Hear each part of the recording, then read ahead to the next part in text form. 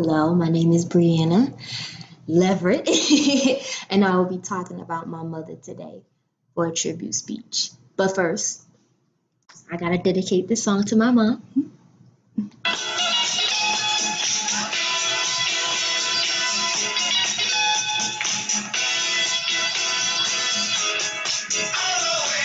This one's for you, mama.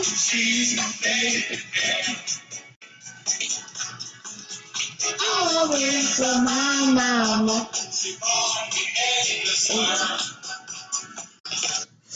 That's just a little tribute. Yeah, that's my favorite song about moms, and she loves that song when I play it to her on Mother's Day. But my mother, I definitely want to talk about my mother today.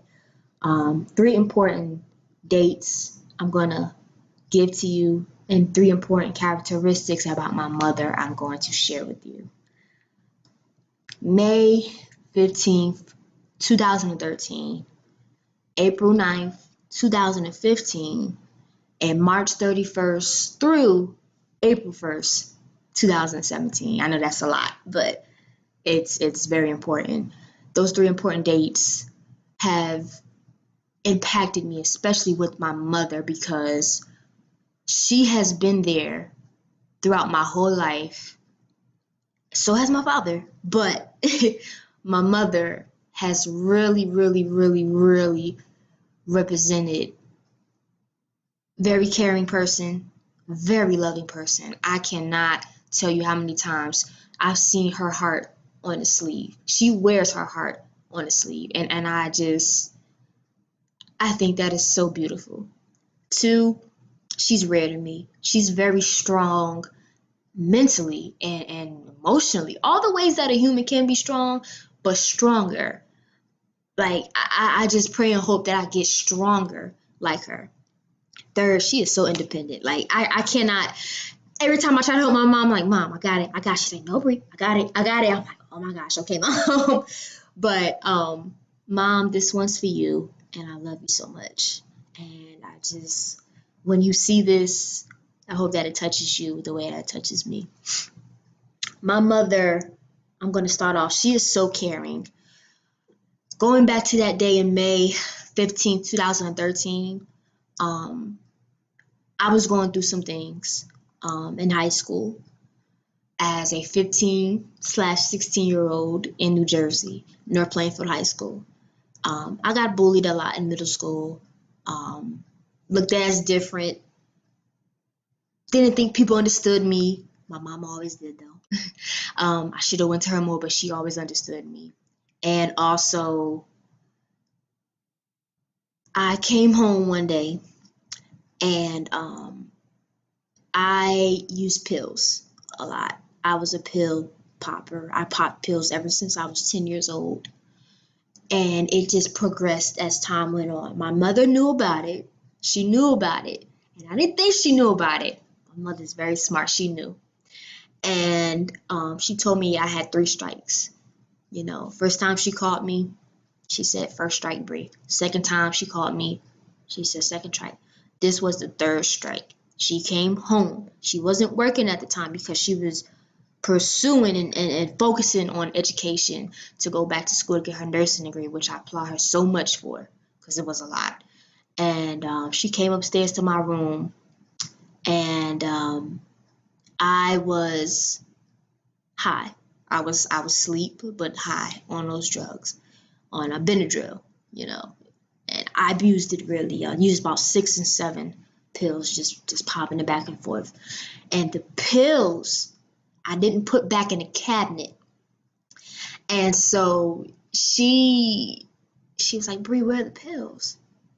And of course I'm high, and she knew automatically. She called the hospital. She called my dad. I was a little upset at first, but now looking back on it, she saved my life. My mother saved my life because she was so caring, and she knew as a mother. Not because she was my mother and because I was her daughter, but because that's who she is. And she would have done that for anybody. She is so caring. Even when I was in the hospital, always called. My dad was there too. They both called me. They both cried on the phone.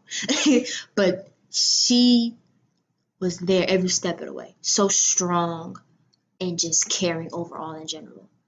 My mother was always that woman to put herself on the back burner, even for her family, even for my father to get ahead in his career, even for me and my brother to have this life. She literally was like, okay, I'm going to hold the family together. I'm the backbone. She put her career on hold for us. And mama, I can't thank you enough. I seriously can't thank you enough. My second point is April 9th, 2015, my senior year in high school, where my mother, I'll never forget, it was around 12 o'clock. I was watching Set It Off in the family room. It's a movie. And she came in and she got all her things and she moved out of the house. My parents were unfortunately splitting at the time during my senior year in high school. I knew it wasn't really going to last due to several signs and arguments and other issues.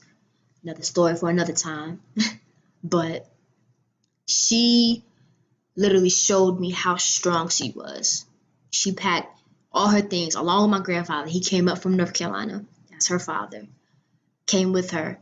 But she got all her clothes, everything, little bit of money that she had working in nursing homes, little bit of money that she had, and moved out and got a place. It was a town that was about 10 minutes away, but she literally did it with nobody's help. Nobody's help. My mother is so strong emotionally and mentally. I can only pray to be like her when I grow up, when I get older, you know, as a mom, as a wife, as a person in general. And she just did the best that she could. My third point, this one's going to really touch me. March 31st, 2017 through April 1st, 2017. Going back to March 31st, my brother I have an older brother named AJ. He had a modeling audition, well, actually a modeling gig at Seton Hall, New Jersey. That's it. That's in Elizabeth, New Jersey. And me and my mother, my grandmother we went there, and literally that night we stayed at a motel and we had all our stuff packed, ready to move and take this drive to South Carolina. Take this drive. And I'll never forget, I asked my mom, I said, Mom, why South Carolina? Why do you want to move from New Jersey to South Carolina? We didn't know anybody in South Carolina. My mother told me that's where God wanted me to be. And when she said that, I saw her independence. That's our third characteristic, her independence.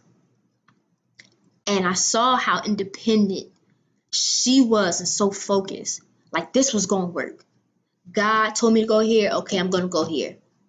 Whether with you, Bree, or without you. And she told me, she said, Bree, you don't have to come. Of course, I wasn't going to leave my mother. But she showed me and she represented independence. We knew nobody. When we got down here, South Carolina, I don't have family in South Carolina. My mother doesn't have family in South Carolina. We have people in North Carolina, my grandparents. That's it. And for her to make this move with, of course she had a job lined up, but with the little money that she had, the little experience that she had working, because she stopped working and went back to school with my dad providing,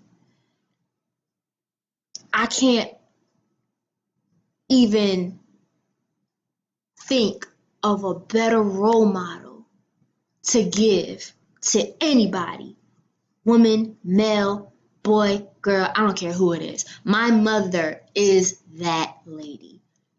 She is my mother, my favorite girl, my everything. Literally my everything. She is so rare. Try not to cry. She is so rare. She has done everything. She has saved my life a bunch of times. A bunch of times. That time she checked me at the hospital, she saved my life. When she got out the house, she also got me out of a toxic environment because it wasn't healthy. Her marriage was not healthy, nor was the situation that I was around with my parents wasn't healthy. She got me out of that. And she also got me to see how new experiences can make you grow. She has shaped me into her. And I'm so glad. I'm so glad that she has shaped me into a woman that can stand on her own 2 feet, that can be caring, but also mean business, that can be strong emotionally, mentally, all the ways a person can be strong. So, Mom, I applaud you. Keep doing your thing, Mama.